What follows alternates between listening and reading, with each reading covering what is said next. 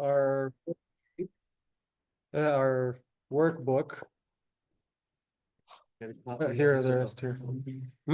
Those are rest, and here's another Hebrew helper. Should I pass them out? I think everyone has it for now. Do you guys want one, ma'am? Maybe give one to Mary. In any case, so a copy of the workbook and a laminated Hebrew helper for those who are not in with us today. I sent it via chat here, both files, so you have it for now. Good to see everyone. My name's Matani, for the sake of those who don't know me. David Silver, sir, I was told to keep a copy for you aside, and it will be mailed to you in Michigan, sir. Thank you. So no worries, you will be getting a copy as well. With everyone's permission, I am going to share screen.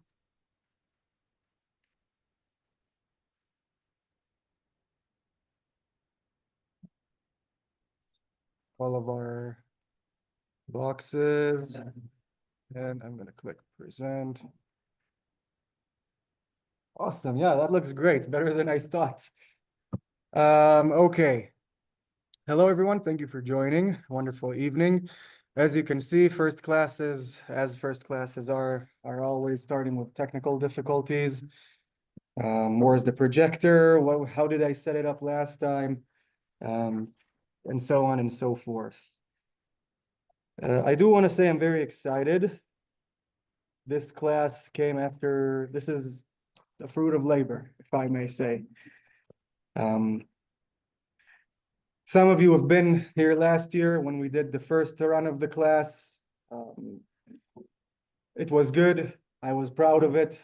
Was it the greatest ever I could do? No. So this year I wanted to do it a lot better, and I'll explain more and more as we go on.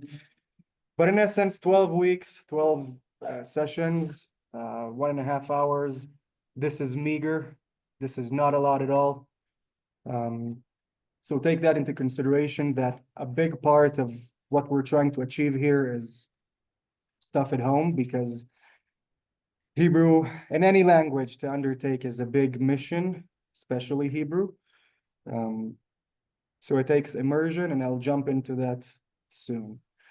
Tuesdays, as we are, 7 to 8:30 here. By the love of God, it's better here. We started later this year, so I think the probability of snow should be lesser. But just in case, yeah, we have Zoom for the sake of people who are not Wyomingites as well. But for the love of God, if you can, please do come. There's added value to it that I cannot even begin to convey in English. What I'll be using, as you saw, workbook, my class presentations. Last year, I was a bit too ambitious, wanting to do Kahoot and stuff, and ended up realizing that I'm chasing the material, and ended up not having time. Continuing on, what you need is really just something to write on. It can be the workbook, it can be a piece of paper, it doesn't really matter so long as you can. There is a huge added value to writing.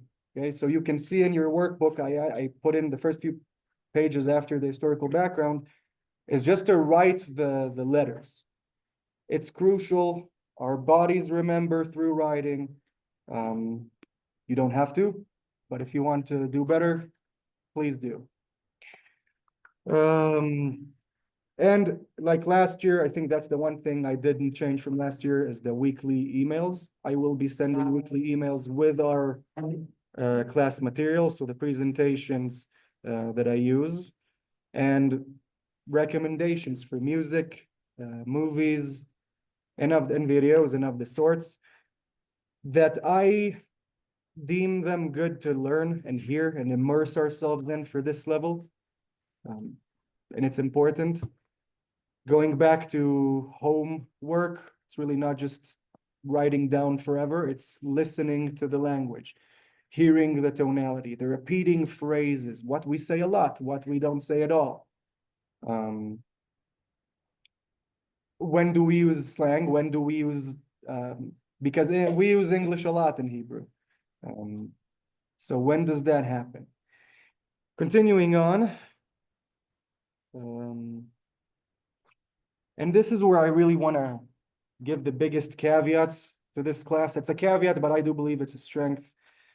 I aim at A1 level of Hebrew. We do not reach it. That's 4 hours weekly of academic classes. Yeah, we can't hope to achieve it. But what I do is that I have made this class practical, in the sense that I have removed things that we really don't use for the sake of things that we do use every day. Israelites, that is. I'll jump into that more as we go on. But I do want you to remember that I am confident that if you learn everything in this workbook, in this class, and listen to the music and movies, you'll be fine in Israel. It may take you the first month speaking in present tense, but people will understand. Put aside that Israelites speak English pretty well. Continuing on. So this is an important, I don't know if you can see me move my mouse. This is how I'm going to attempt to do it. You'll see it in your workbook as well. In essence, I'll have the word in Hebrew, the word transliterated, and then the translation. A big thing to remember about this is, and I'll get more into the deep end of this as we go on. There's no box here for literal translation. I was contemplating long and hard, maybe I have a fourth box and speak about what does this literally mean rather than how do we understand it, which is a big difference. Even in English, you might not notice necessarily how much we speak. What's that? Okay. Oh, so the alarm rang, so continuing on. Yeah, just kind of my chain of thought. So we speak in slang, right? People speak in slang. And no one really speaks any language. I try my best, but even I don't. The biggest examples are WhatsApp, which we have a different way to say in Hebrew. So one thing will be, so we need to know that moving in, there will be things that we need to understand what they literally mean and how do we understand that. Moving on.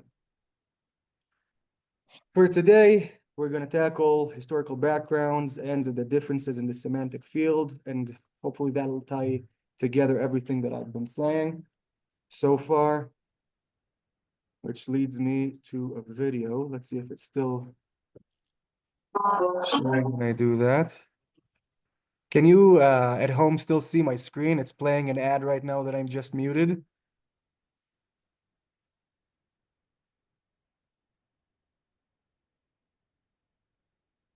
Can you see the video? Yeah, yes, I think so. It should have like an Israel logo. Yes. Okay, awesome. So I'm gonna play. I don't know if it's gonna let you hear the audio. Please jump in if you can't. But yeah, I'm gonna move it to where I wanted it to be. Back. In the Bible, the Jews, otherwise known as Hebrews, spoke an ancient, well, more biblical version of Hebrew. Biblical Hebrew remained the native tongue of Jews for over 1,000 years, but Hebrew as a spoken language began to die out around the year 70. That's the year the Romans destroyed the second Jewish temple in Jerusalem and exiled a vast number of Jewish people from Israel.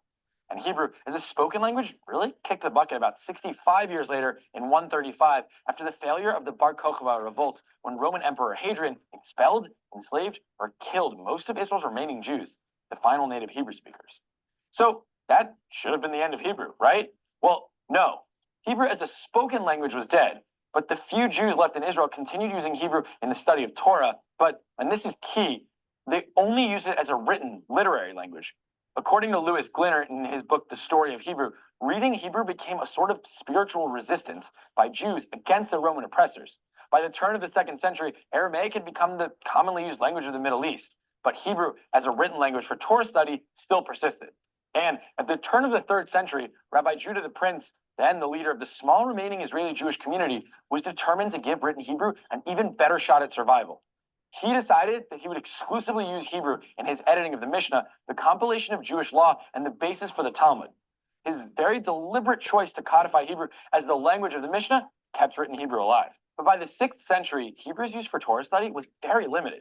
This is when the Talmud, the encyclopedic work forming the basis of all Jewish law, was composed. It was a whopping 5,400 or so pages, in mostly Aramaic. Still, though, Hebrew held on. Medieval scholars wrote their commentaries on the Bible and Talmud in Hebrew, from Rabbi Shlomo Yitzchaki, or Rashi, in France, to Rabbi Abraham ibn Ezra in Spain. Maimonides, the 12th century leader of the Jewish community in Egypt, wrote his Mishnah Torah, or Code of Law, in Hebrew, covering every detail of Jewish observance. Okay, we've got the ancient and medieval history covered, so it's time to talk about Eliezer ben Yehuda, who resurrected Hebrew as a spoken language in its modern form, right? Not so fast. The revival of Hebrew as a modern language actually started well before his time, with one period often overlooked. The 18th century saw the Age of Enlightenment, during which the study of language rose in popularity, and Hebrew is no exception. In fact, many Christians obsessed over Hebrew, regarding it as a classical language akin to Latin, as you can see from some of the emblems of Ivy League schools. Nice. Some of America's founders were well-versed in Hebrew as well, James Madison and Alexander Hamilton chief among them. In 1783, secular Jewish intellectuals, part of the Jewish Enlightenment movement known as the Haskalah, started a Hebrew language periodical called HaMe'asef. Their goal was to spread the language and demonstrate its beauty. By publishing Hebrew language newspapers distributed to tens of thousands, they furthered a new Hebrew style closely tied to the vernacular and very different from old school rabbinic Hebrew. So while this new Hebrew 2.0 was still mainly literary, it was now used to write about all sorts of mundane things, not just the Bible. Okay, enough about reading and writing Hebrew. When and how did Hebrew actually become a spoken language? Well, in the late 19th century, the Zionist movement began to take shape. And amongst cultural Zionists, as opposed to Theodor Herzl's more political Zionism, Hebrew was a way to return to their ancient Jewish roots. But modern Hebrew still faced some major hurdles. One of them was Yiddish. Yiddish wasn't just the spoken language of most European Jews, it was their mother tongue, their way of life. The Hebrew pioneers themselves didn't start off speaking Hebrew. Imagine these Yiddish speakers struggling to use a language in their daily life that must have sounded terribly formal and stilted. It'd be like trying to order a pizza in Latin. And there were more than a fair share of Zionist leaders who didn't have much faith in the resurrection of Hebrew. Moshe Lilienblum, a pre-Herzl Zionist leader, actually said Hebrew's time was up. Herzl himself even thought German was the natural choice for Zionism. After all, he said, who knows enough Hebrew to buy a train ticket? And of course, there were the Ashkenazi Orthodox Jews, many of them Hasidim, who still held firm in their belief that Hebrew should only be used for holy topics like Torah study and prayer. Even more so, now that modern Hebrew had become associated with secularism and Zionism, things they were not huge fans of. So, all in all, the opportunity to revive spoken Hebrew seemed quite slim. And then there's Eliezer ben Yehuda. Born Eliezer Yitzchak Perelman, he believed the future of the Jews required both their own land and their own language. And Hebrew was the way to unite Jews across the globe. Eliezer's obsession with Hebrew started as a child in Europe, when his yeshiva teacher secretly introduced him to secular Hebrew literature, such as the works of Achad Ha'am, a leader of the cultural Zionist movement we spoke about earlier. Eliezer also discovered that in rare cases, when two Jewish communities that spoke different languages, say Yiddish and Arabic, needed to correspond with each other, they would sometimes use a form of medieval Hebrew as a common language. This strengthened his resolve, and in 1881, he packed his bags and made the trek to Palestine. Adopting the biblical-sounding name Eliezer ben Yehuda, he and his wife established the world's first strictly speaking Hebrew household in almost 2,000 years, and soon produced the world's first native Hebrew speaker in almost 2,000 years, their son, Ben Sion. Now, it's easy to criticize how Ben Yehuda raised Ben Sion in a home that spoke a language no one else was using, but sometimes it takes a little bit of crazy to create profound change. The experiment got off to a rough start. By the age of 4, Ben Sion still wasn't talking, and Ben Yehuda was so obsessed with proving that Hebrew could exist as a modern daily language, he actually prevented Ben Sion from playing with other kids to avoid any corruption of his Hebrew. Ben Sion later wrote that his father wouldn't let him listen to the chirping of birds or the neighing of horses, since they didn't do it in Hebrew. Maybe an exaggeration, but Ben Yehuda wasn't messing around. Ben Yehuda's friends and colleagues were telling him to give up, but suddenly the kid's first word finally came, Abba, Daddy. Ben Yehuda wrote in his diary that there was now no room for doubt that Hebrew could become the spoken language of a community. But how do you make this change happen? Ben Yehuda believed the key was to use it as the language of instruction in schools. Hebrew wouldn't just be a subject studied, it would be the language used to teach all other subjects like math and history. The first all-Hebrew elementary school was founded in 1899, and within 10 years, the number of all-Hebrew schools grew to 20, with 2,500 students. Ben Yehuda argued that Hebrew would become a living language by moving from the schools into the home, and his work convinced many secular nationalist Jews of the same thing. In 1890, Ben Yehuda founded the Vad HaLashon, or the Language Council, which still exists to this day as the Academy of the Hebrew Language. The council published bulletins and dictionaries, coining thousands of words you don't find in the Torah, like doll, ice cream, and bicycle. Not every word he invented caught on, but Ben Yehuda took it upon himself to keep the language growing. Like we mentioned earlier, Theodor Herzl, the founder of political Zionism, initially preferred German to Hebrew as the language for Israel. But he soon reversed his position, even embracing Hebrew while embarrassed that he could not speak it. After his death, the Zionist Congress officially declared Hebrew the language of Zionism. The language spread through schools and homes in Israel and developed through trial and error. But Eliezer Ben Yehuda had achieved his goal. Shortly before Ben Yehuda died in 1922, Britain officially recognized Hebrew as the language of Palestine's Jewish inhabitants. 26 years later, Israel became an official Hebrew-speaking state. But just like the story didn't begin with Ben Yehuda, it certainly doesn't end there either. He became the face of the movement, but there was still a lot of work to be done. While Ben Yehuda invented about 150 words, his son Ben Sion and others came up with thousands more. In fact, the first Hebrew dictionary wasn't completed until 1959, 11 years after Israel was founded. And just think about the fields of medicine, science, and law. Entire dictionaries needed to be written to cover new concepts that hadn't even existed when the Bible was written. Men like Dr. Aaron Meir Mazia took on the task of advising Ben Yehuda during his life and continued his work after his death. Okay, that's actually good timing for that. I'm going to go back to our presentation. At home, you should still be seeing it, the presentation.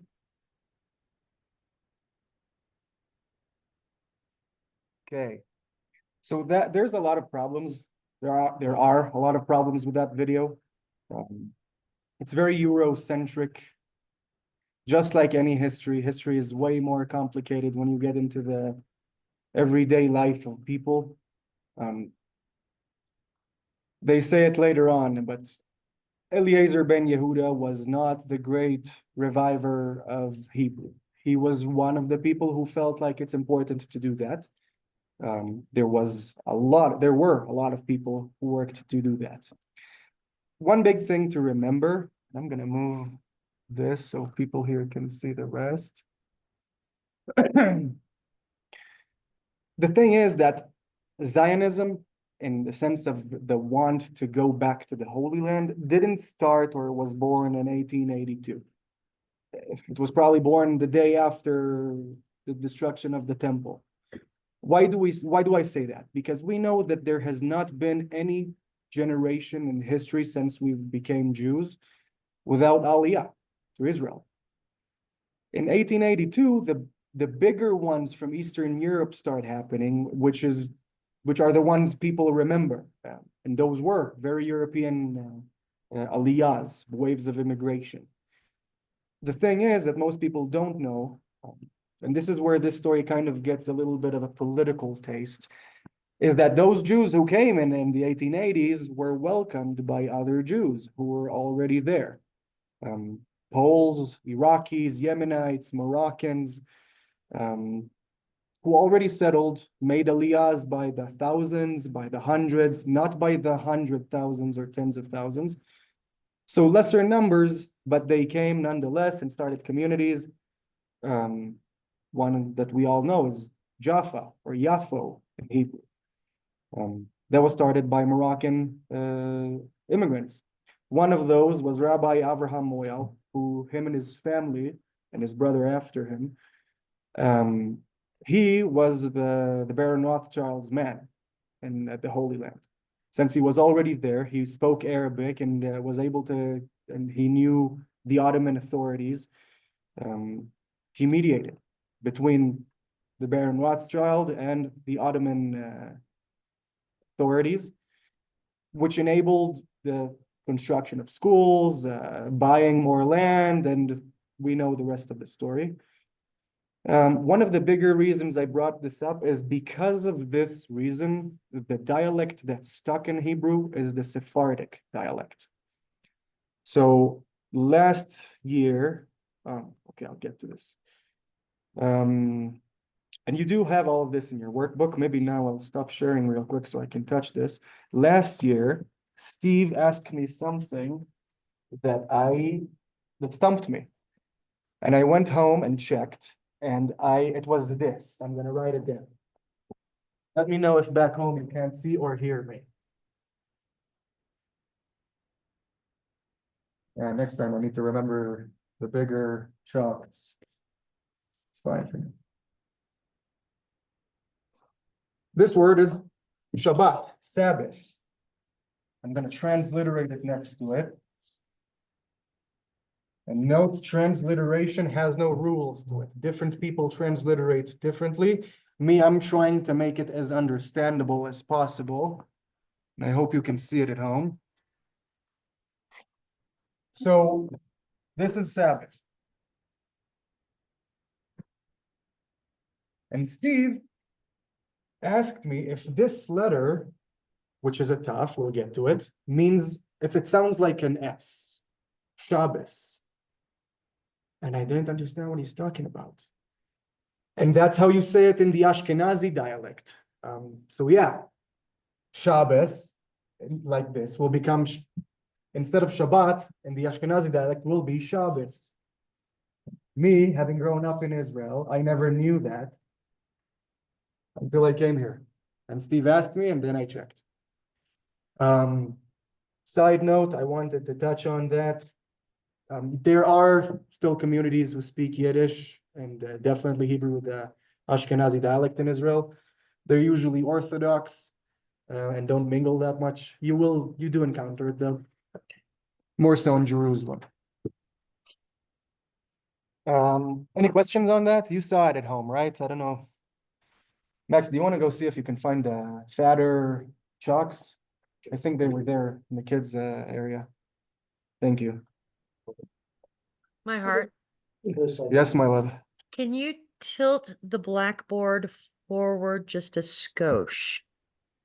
It's got a little bit of glare. This? Forward towards you, the top part towards you a little bit. Like this? That's much better. Thank you. Yeah. Awesome. You see, logistics. No, it's actually not as good, sir. No, Yeah, worse. better. So now it's okay? Yes. Okay, awesome. They're gonna look for wider chalk to make the writing wider as well. I'm gonna share screen again to my presentation. So we were saying a lot of people contributed to this effort. Another famous one is Chaim Nachman Bialik, our national poet in Israel. Very well celebrated, many literary prizes. He actually introduced a lot more words into Hebrew than Eliezer ben Yehuda, about 600. Many of them we still use to this day without even realizing it. So that's about that. Mayim Bialik, you may know her. She acted in a lot of things. The latest, I think, is The Big Bang Theory. She's his great, not only three greats niece. So great niece of Chaim Nachman Bialik. That's Mayim, just as a side note. A few things that I want to make sure we touch on even without the video. That Hebrew is a Semitic language. That is very specific, means it speaks to its origins. We will talk about that when we get to the letters. It is also gendered, meaning there is a difference between speaking as a lone male, a lone female, several females, several males, or a group of both. Found it? Awesome. Thank you very much. Love you. Appreciate you. You too. That's good. Thank you. Appreciate it. It's good. So yeah. Now we have the fatter showing.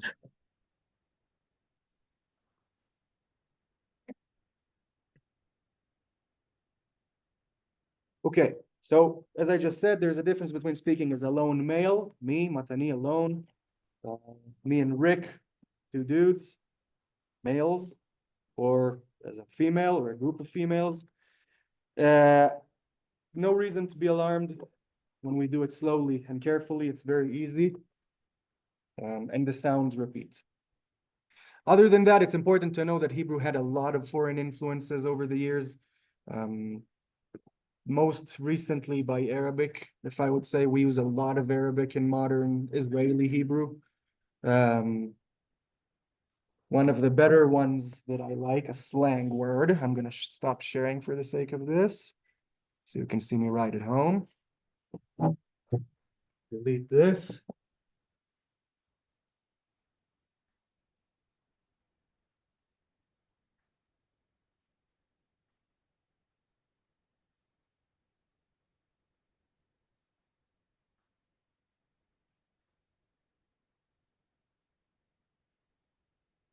One of the slang words we use a lot, and you'll definitely hear Noam and I say it.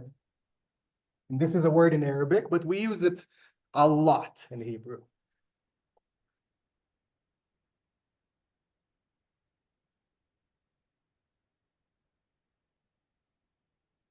I am writing in Hebrew.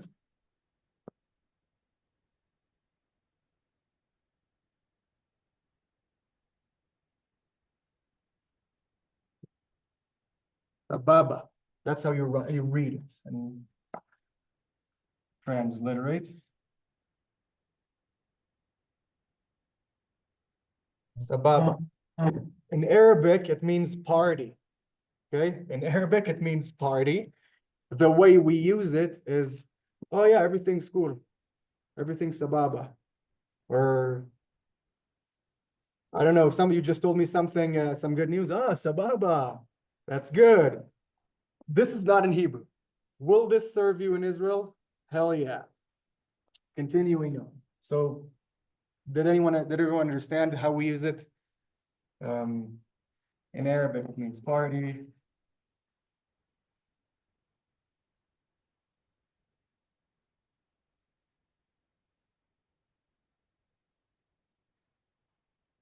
We use it as cool. Seriously, like people use cool here. Ah, sababa.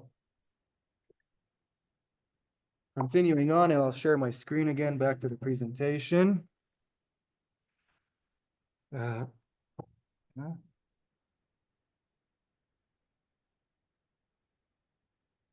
yeah, that's an example of an Arabic influence, but that's easy, that's slang. There are words that originate in other languages, Aramaic. I think last year I gave the example of chair.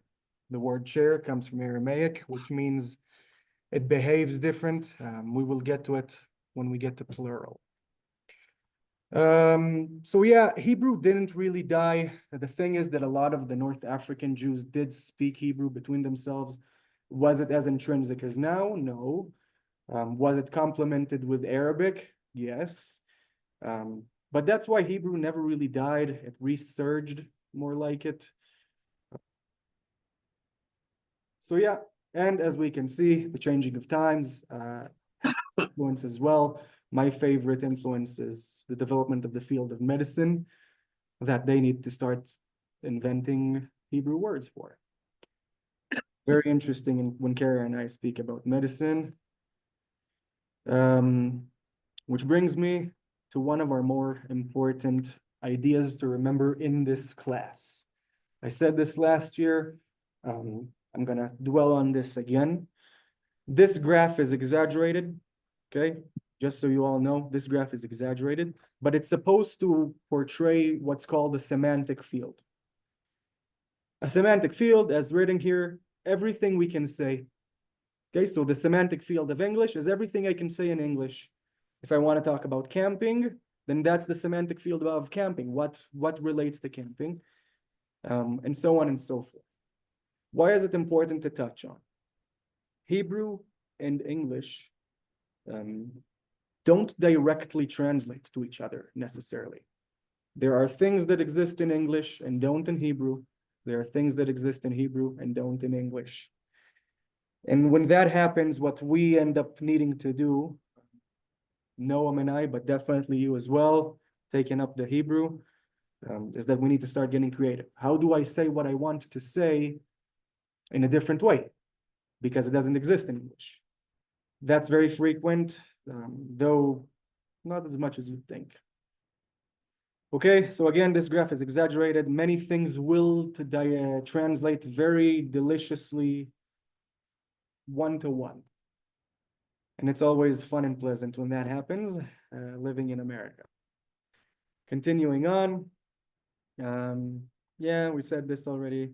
Oh, yeah, Hebrew is written from right to left. Whoever didn't know this, I think we all did.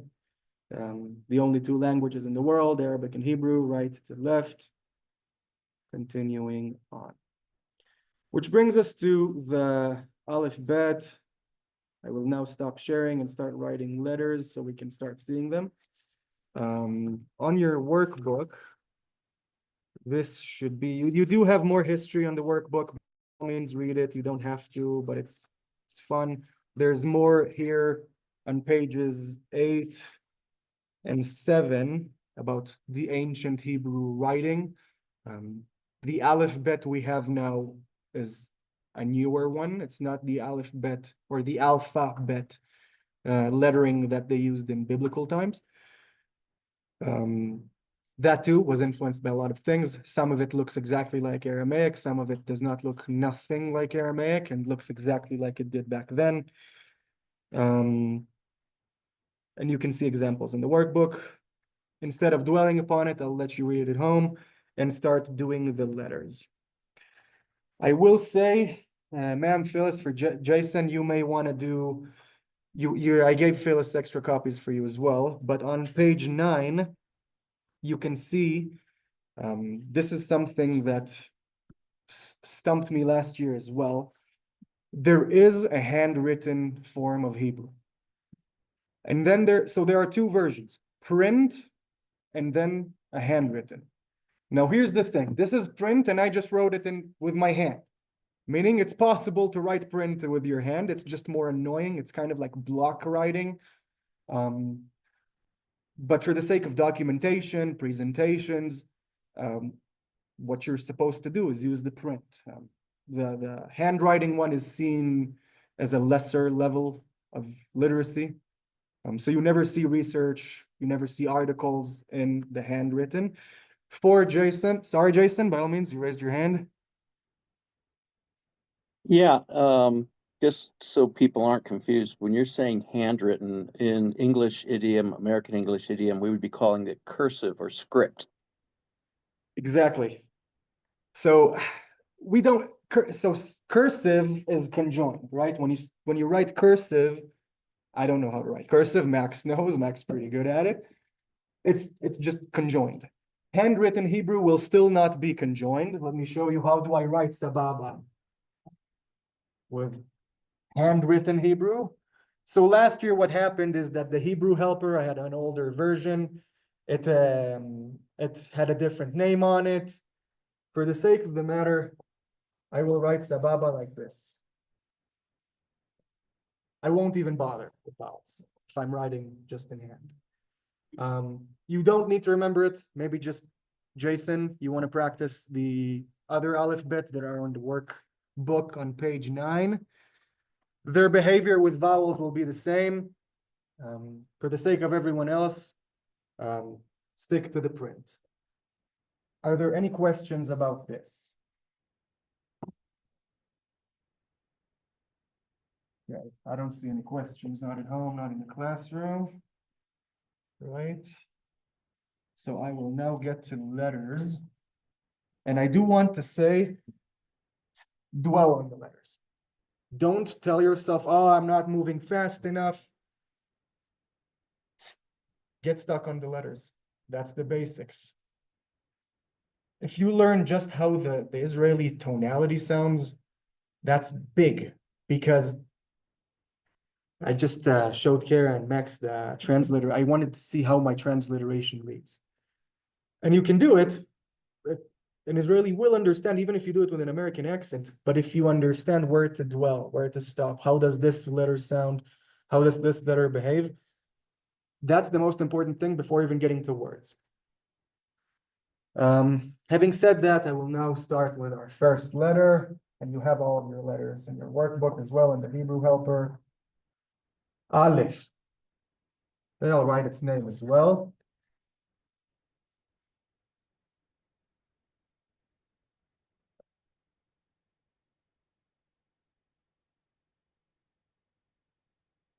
We did not get to vowels yet, but for the sake of right now, transliterated.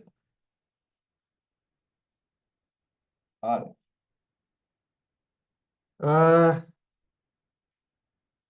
Sometimes you'll see it like this. Sometimes the point I'm trying to make here is that there are different fonts. I tried to mix it up on the workbook, so you'll see both. If you watch movies and listen to music, you'll see subtitles. Usually that's what they use. But for the sake of right now. Aleph. Aleph is usually a silent letter. It needs a vowel in order to behave a certain way, to make a sound. O, I, E, U. Usually it also carries a sound in service of its predecessor or successor in the order of the word. What else? Nothing in particular to say about it. First letter of the Alef-Bet. Any questions? Continuing on. This is the second letter. It's called Bet, and I'm going to add another Bet next to it.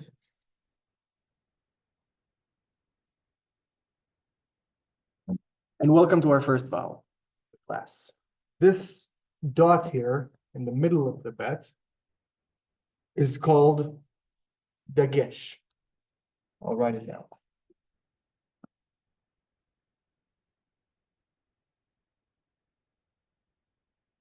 Which translates into emphasis. Okay, and dagesh is emphasis. Pointing at the little dot here.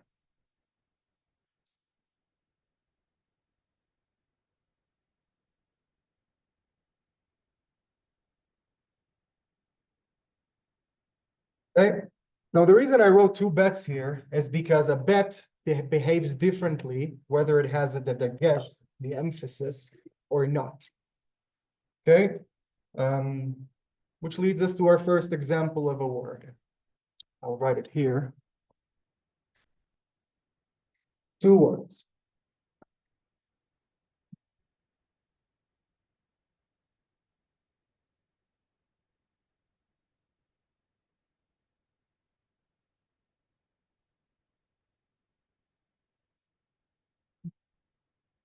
So this is one example.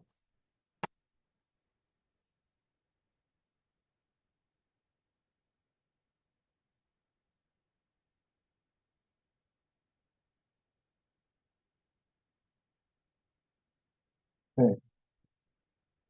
So I wrote down two examples that have different variations of bet. One has the emphasis, the other doesn't. The first word is av. Av. Father. A father. Okay? Father.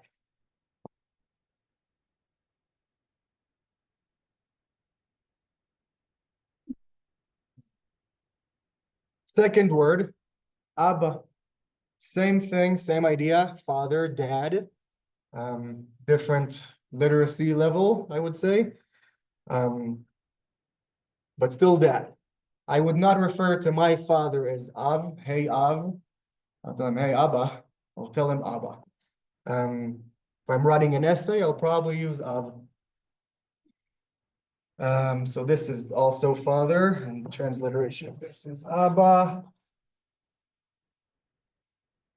Which brings us to a problem with transliteration, because most people will read this as Abba. Abba. Like the band. And Israeli would read it as Abba.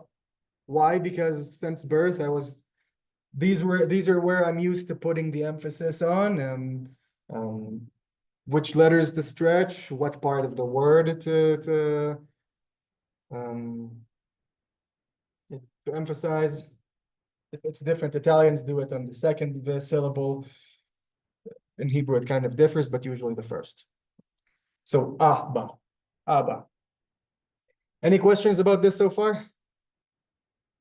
Okay, so just to remove doubt, I'll delete the top so I can refer to this.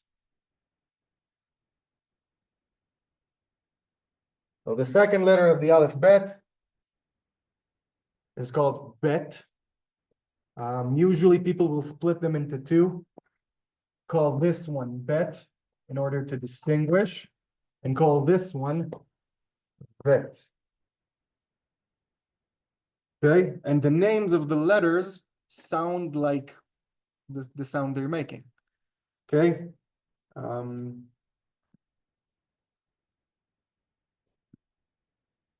Yeah. Any questions about this? So this will be an equivalent to V. Bet will be an equivalent to B, I would say. An example for a word with bet will be like bag.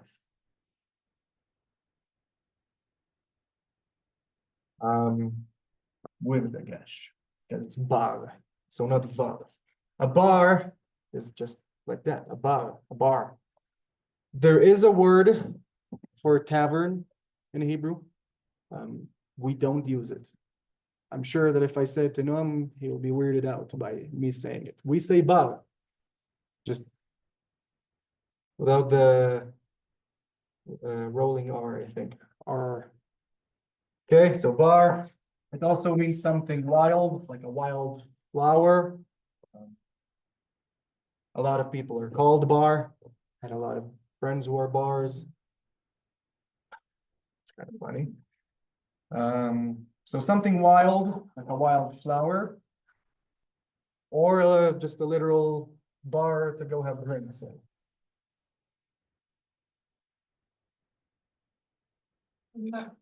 So there's another use of the word bar, which is described on a military uniform. Bars. That'd be a different word than in Hebrew? Yeah, no, that'll be, we will literally say the word rank, probably, or we will not say bar, because it's not bars in Not that kind of Hebrew, bar. it'll be chevrons. But we call them Citroens, like the car company. But you see, we say things in a different manner, and that's very common. If there are no questions, I will continue on to the third letter. No questions on Zoom. We're good on time. See if I can forget the comment here.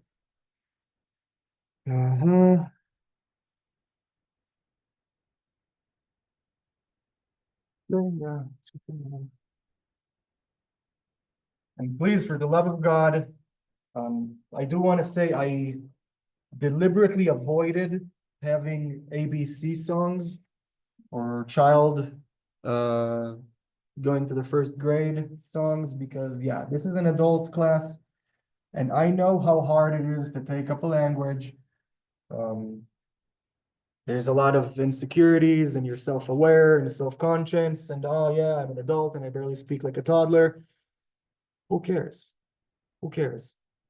The longer you dwell on this and get this awesome, the better your foundation will be for later, and that's what we want. So yeah. And I'm getting to the third letter. This is where we see another Greek influence. This was a comment by the rabbi last year. The third letter is not C, like in English. It's so like in Greek, it's alpha, beta, gamma. The third letter is Gimel. I'm gonna write it in Hebrew.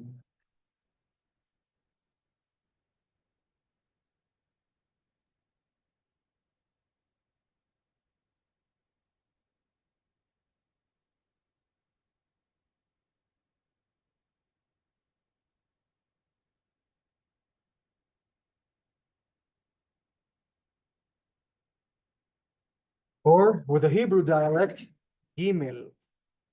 Gimel. Okay.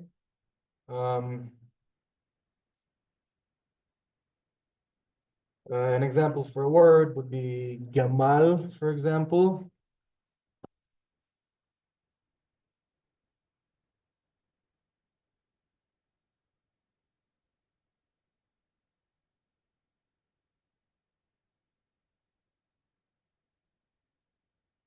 Gamal, which means camel.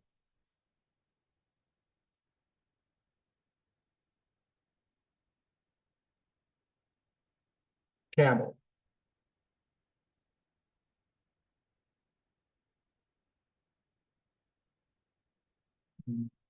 One important thing to remember about this, and continuing on to dive into those semantic fields, some things exist in Hebrew, some things don't in English, whatever.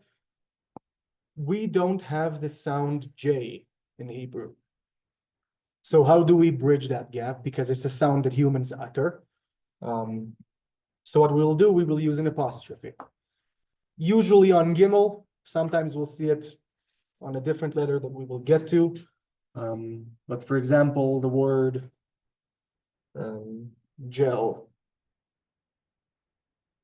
There is a word for gel in Hebrew that I'm sure no Israeli knows. We say gel, just like in English. So Gimel with an apostrophe, as you can see here, will be a J, or act like a J. Yeah, yes, sir. And this is gel. Transliteration. Yeah, this is how you write gel in English. Yeah, right, one L.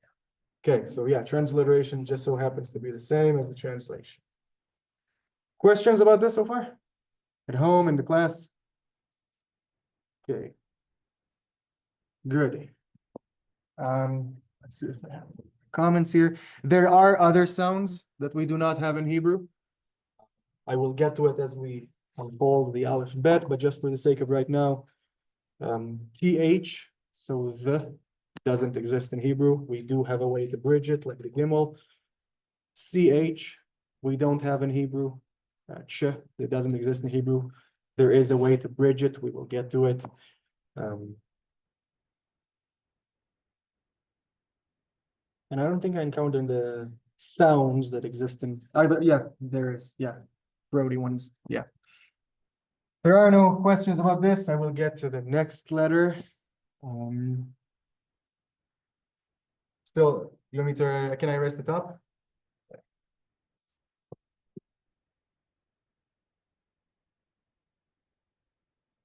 Third letter, one of the easier ones, because it behaves very directly to its equivalent, very much the same as its equivalent in English. I am talking about Dalet. It's not like a T. The line will kind of be towards the right. Almost like an ice pick or something. This is called Dalet.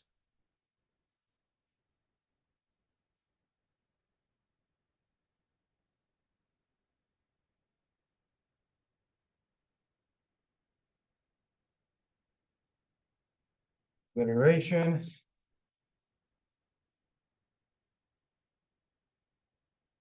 Dalet.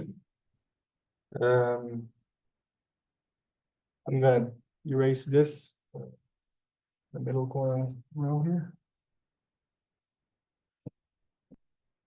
So Dalet is an easy one, very much behaves like a D. An example for a word would be, yeah, I'll just.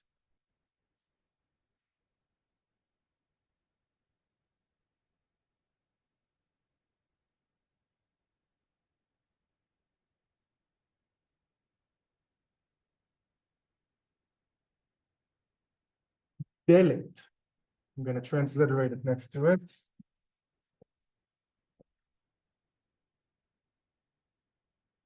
Which means door, a house door,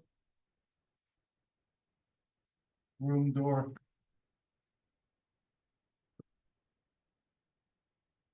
So I take comfort in Dalet. Questions about this so far at home in the classroom? Okay, I'm continuing on to our next letter. And I know this is atrocious, going one by one. There's really no other better way. But yeah. Next letter, hey. You will see this one change a lot in different fonts. Spoke about it last year as well, I think. When I was a kid, I was taught to do this, not this. But it occurred to me since last year that it was kind of dropped. It used to be that this is print and this is the handwritten. For the sake of what do I want you to know and remember, it's this. But something to keep in mind, there are different fonts. This is hey.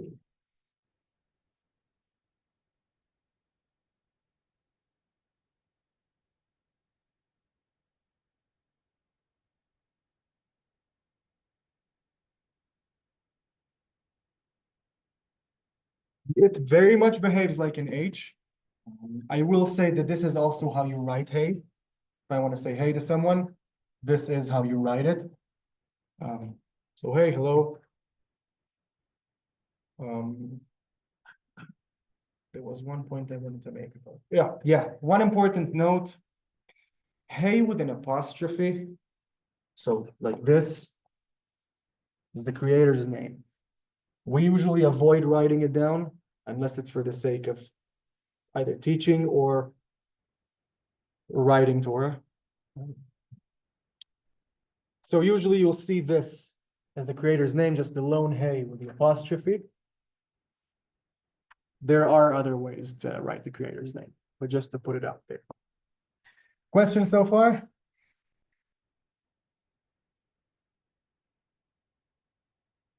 Hands up. I think everyone finished writing. So I'm gonna continue on, starting by deleting this.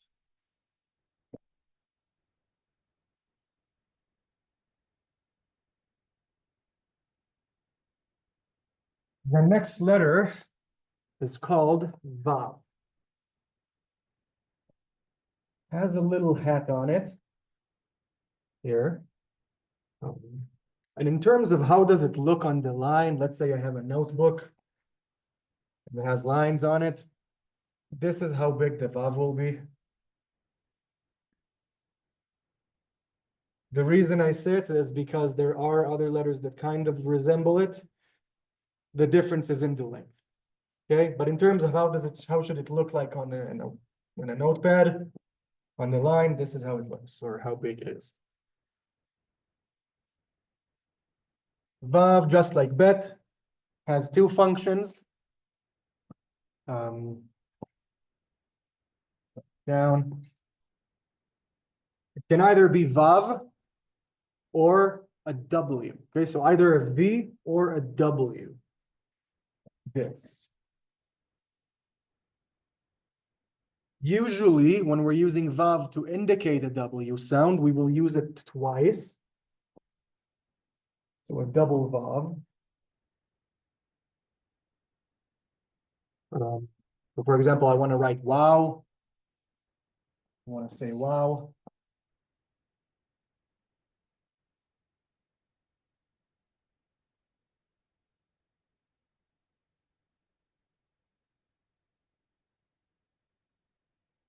Wow.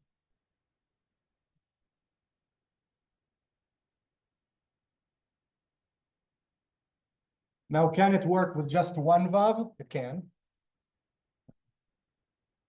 Usually when writing, in order to remove doubt that it is a W sound we're using, yeah. So we'll use two. Will you see it with one? Yes. But again, we need context in order to understand. It's pretty rare. I think I really don't have another example that jumps to mind. If I do, I'll send it via email. Questions about Vav?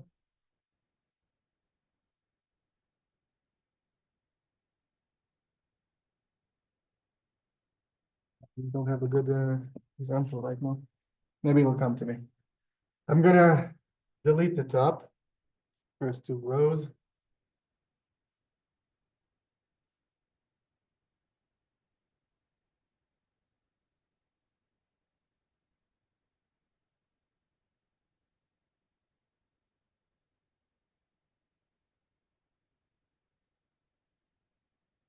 Next letter, equivalent to a Z or a Z, will be called Zion.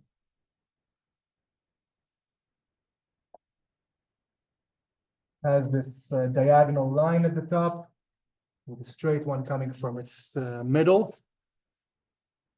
This one is one that often gets mixed up in fonts. I've seen it in the most craziest ways. Let's see if I have it. There are other examples in the book as well. Sometimes you'll see it like this.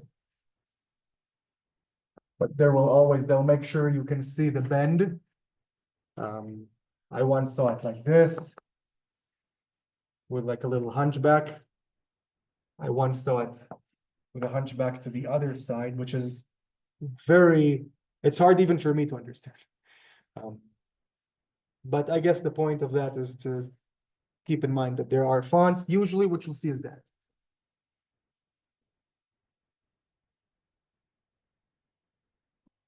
Zion, down.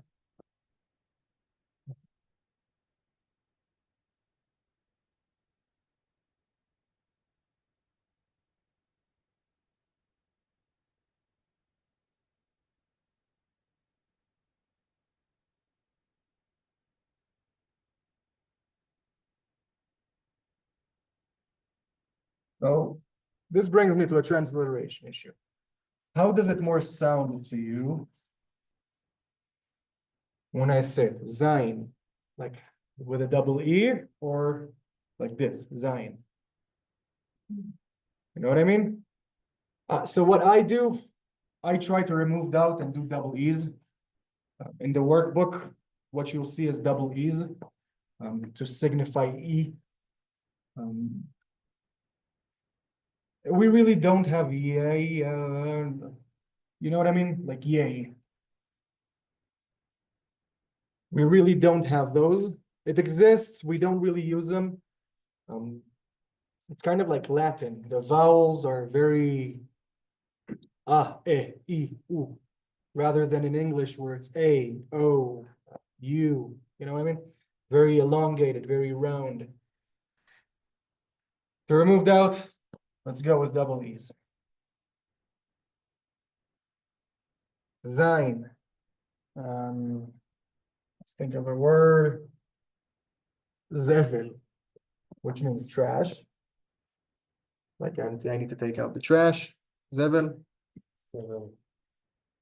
I can also call someone like that. It will be less than nice. That's right. The bet does not have a dagesh, so it behaves like a V. Zevel. I'll transliterate it into Zevel, which means trash. What came to me? Questions about Zion? I will say people use the word itself, Zion, as a slang for male genitalia. You'll hear it a lot. It's very common. Found myself saying it to Noah once or twice. If there's Jason. Sorry, Jason, you're raising your hand. Yeah, back when you were asking about the vowels on the transliteration, actually, I'm more familiar with seeing it as Y-I-N rather than Y-double-E, because double E typically in English it has a long E sound, and Zion is more of like an I sound. But I'm glad you clarified what you're going to be using. I was just trying to answer the question you asked. Thank you. So I took me a moment to notice you raised your hand. I don't know if next time if you want to just jump in if you notice me not seeing it, and definitely if anyone sees it there, then if you want to flag it and tell me. Thank you for that comment, Jason. Could I ask, what are the purpose of the little dots? Yes, sir. So those are the vowels. We have not gotten to them yet, sir. Okay, So I will say letters without the vowels are consonants. The vowels give them the sound. I can tell you that Israelis don't use them. The invention of vowels came from Hebrew being lost across the ages, more in biblical times. What the sages did, and the wise Jews of then, was they created the vowel system. We did not get to it yet. okay, So we will remember what Jews, when reading the Torah, will be able to know exactly what is the way to read it. There are many of them. Does that answer your question, sir? yes. Okay, awesome. So I'm going to continue. We're good on times. The next letter is a letter that does not exist in English. Okay, I'm going to erase everything.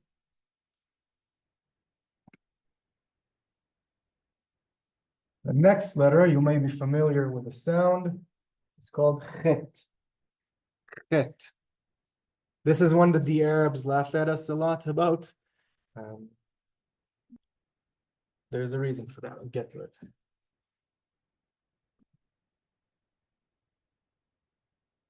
This is what it looks like. Transliteration. That, which brings us to another good, important note. In order to signal ch, this is what I use, a KH. What many people will do, they'll use a CH to signal chet, but then it gets confusing. Most Israelis will do this. Usually you'll be able to understand, like simcha, for example. Simcha. People understand it means simcha, but for the sake of the matter, let's write down the word as well.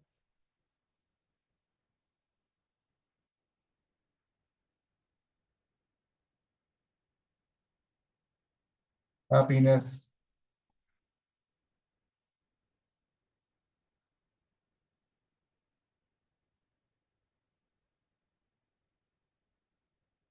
Okay, so chet, remember KH signals that sound.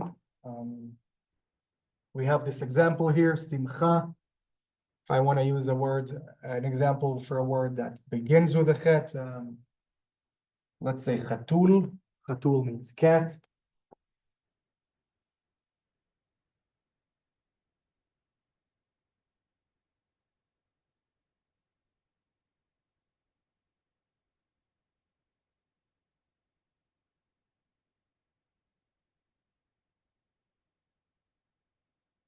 Chatul, which means cat.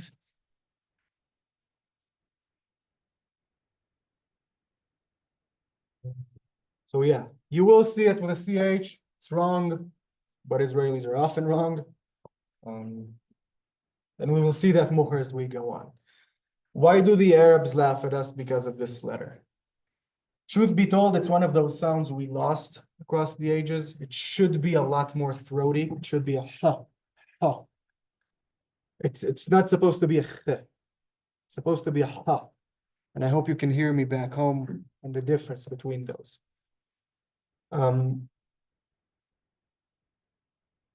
So the Arabs didn't lose it. They still have it.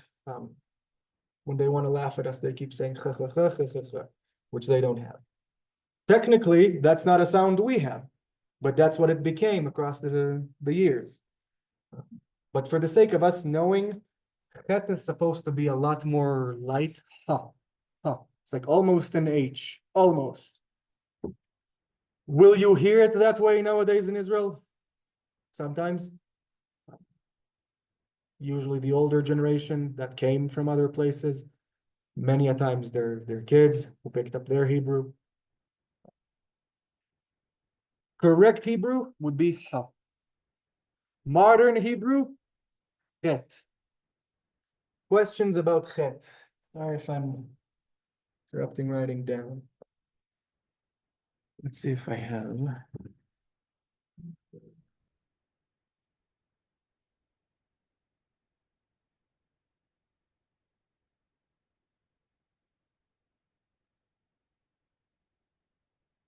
And I will say on page 9, you have this image on the workbook. You have this image. Maybe I should have did it bigger. But with arrows to show you how to write the letters. 1, 2. You don't have to follow it. It's what a speech therapist. How do you call the people who help you teach kids how to write? That's what they would say. Do I always stick to it? Not necessarily. But as you can see, chet, for example, second row from the top all the way to the left. 1, 2, 1. And you have these arrows on page 9 in the workbook. Those of you who did not get it, you have the PDF in the chat. Questions about this?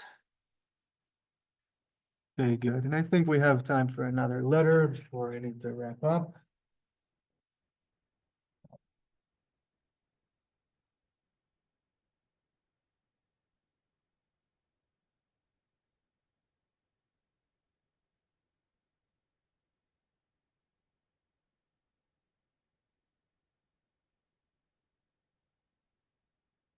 And next letter.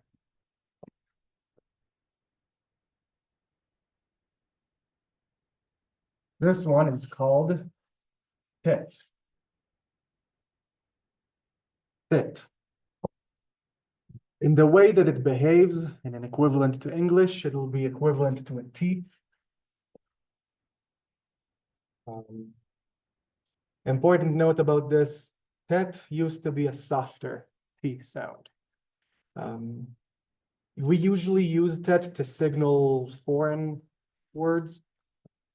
Telegram, for example, let's write telegram.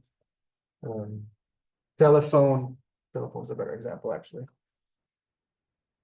There is a word for telephone in Hebrew that I'm sure no one knows.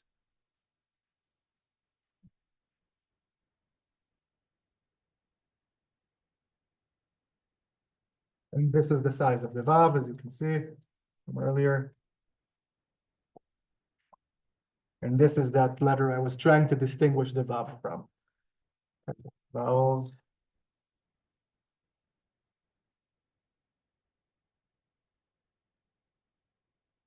Telephone.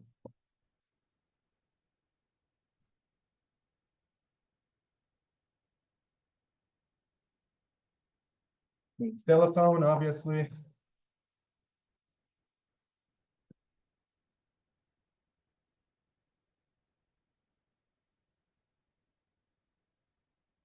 So yeah, just to repeat that real quick, we usually use tet for foreign words. Is it always? No. Is it usually? Yes. Any questions about it? Let's see if I can think of another. The word tov. The word good.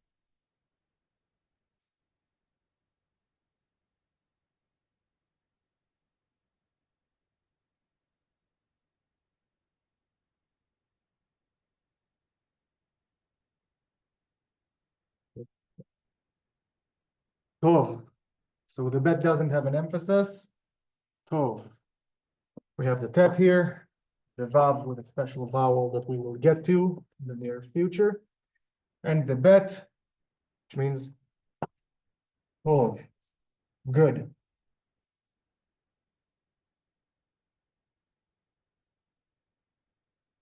Good. Tov.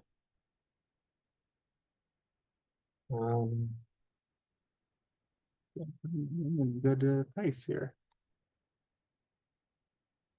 Questions about it? Questions at home? Good.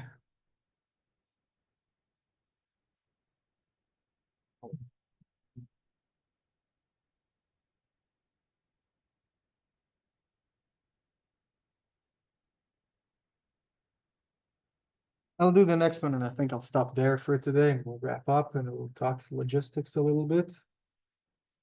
I'll start by deleting the first top 2 rows.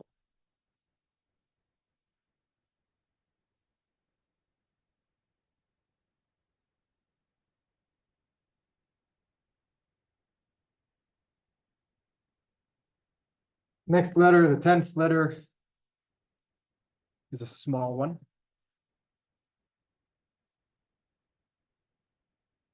It's called Yod or Yud, depending on who you ask and who taught them. Yod or Yud. O-U. So I just to give an example of how big it is. If I had a notebook, this is how big it is. A line. Okay, so very small. If I were to delete the Vav just enough, it would be like this, about this big. Yod. It behaves like a Y and sometimes like an I. Depends on the vowel. Let's think of a word. Yom. It's a good word to teach now.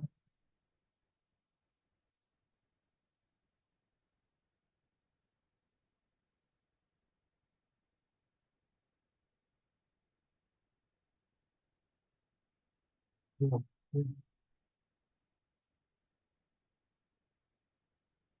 Which means day, a day, yom.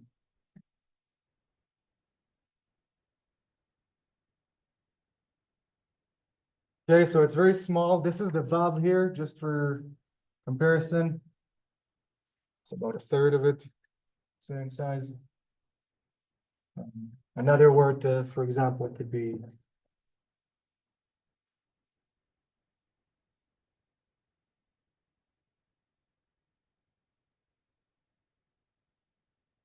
Yosef, means Joseph.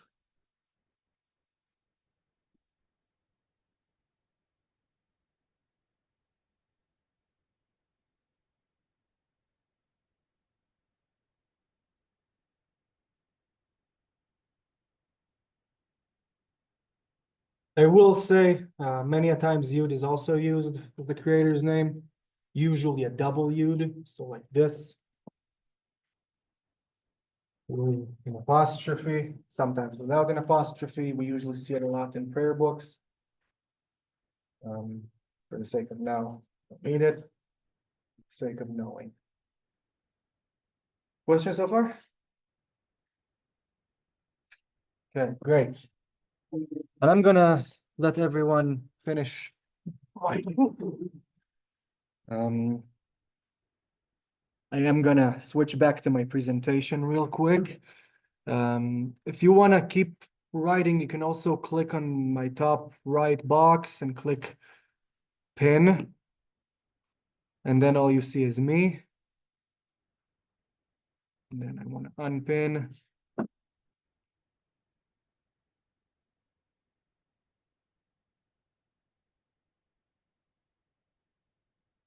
So we started the Alef-Bet today.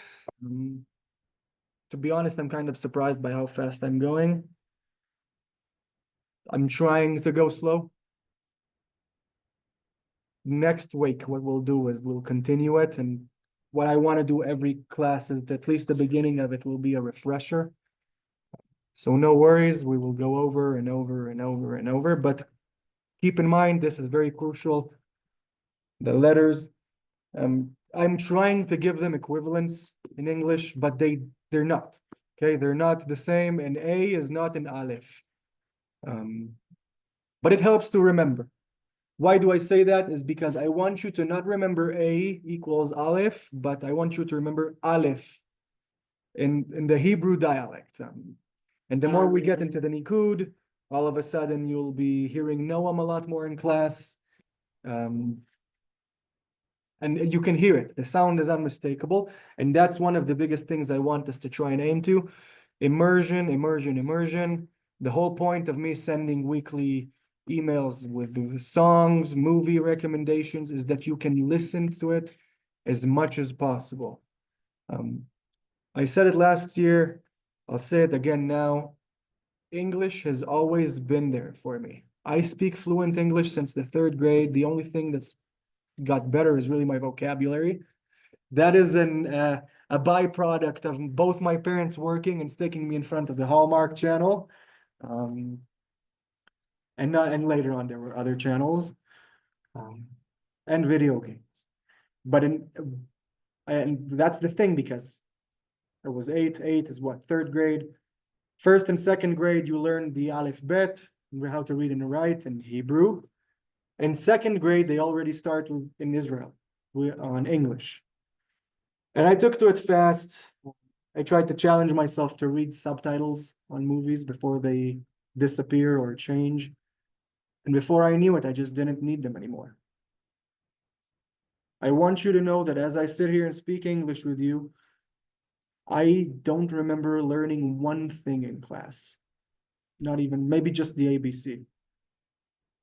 This is not to diss my own class here, but rather to tell you that listening is important. Writing with your hand is important.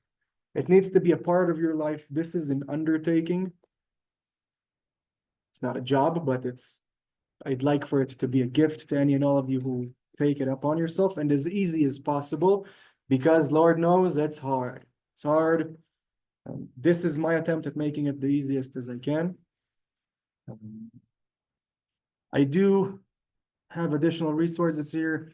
For those of you who don't know, these lessons are recorded and then uploaded to our Synagogue YouTube channel. There is a YouTube channel. There's a link here. I will also send it in the weekly emails.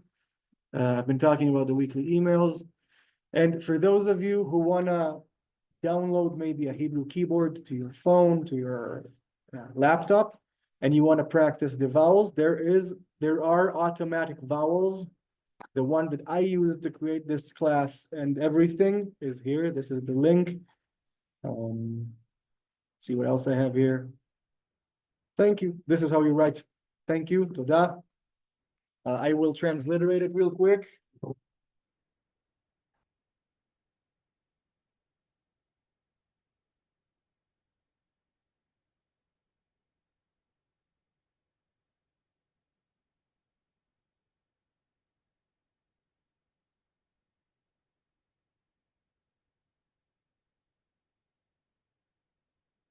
Thank you.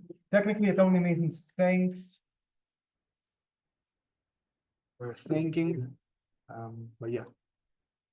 I will now stop sharing screen. I think we're even a bit early, but that's good. Yeah. Oh, and I will say for next lesson, what you want to do is, I mean, we definitely did all of this, but for next lesson, definitely go over the syllabus, page 3, 4, 5 for a better history intake, including 6 and 7 and 8, and definitely get to page 9. And if you want to challenge yourself and go beyond that, by all means. There are things here that I did not say, not crucial things, but other fillers and added-ons, archaeology, and so on and so forth. Any questions from home, from here? Thank you very much. Have a wonderful evening. Good job. Yeah. Thank you. Stephanie, ma'am, we can now stop the recording. And thank you, everyone. Thank you, Stephanie and Jason.